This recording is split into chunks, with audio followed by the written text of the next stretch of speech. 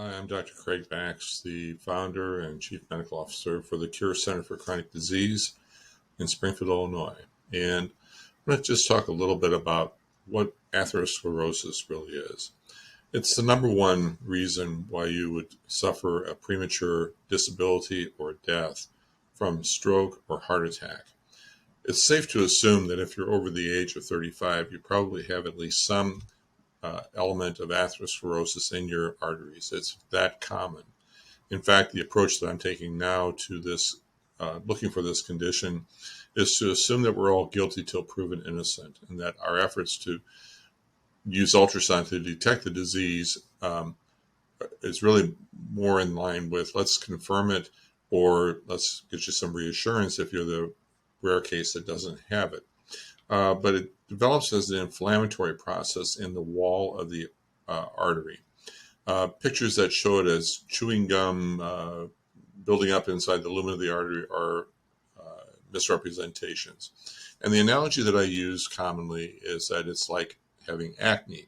You have an inflammatory process in the skin that builds up to the point where it creates a pimple. And that's what a plaque is, essentially, a pimple in the wall of the artery. And when plaque or a pimple ruptures, you get a blood clot. And if that blood clot is inside the lumen of the artery to your brain, you get a stroke. If it's inside the lumen to the artery to your heart, you have a heart attack. And so our goal is to detect atherosclerosis before it becomes an event due to plaque rupture, to prevent new plaque from forming and to allow existing plaque to heal. And this is much more possible than we are led to believe by mainstream healthcare. Most of mainstream healthcare looks at this as a progressive condition. Maybe you can slow it down, but most of the treatment and money spent on treatment is late stage, acute event rescue, and then rehabilitation for strokes and heart attacks, which is truly a lose-lose scenario. It's extremely expensive and it's also very ineffective. Our goal is to hopefully find healthy arteries, but at whatever stage we find this condition, do everything we can to reverse it and make the arteries wall less inflamed, thinner, and healthier over time.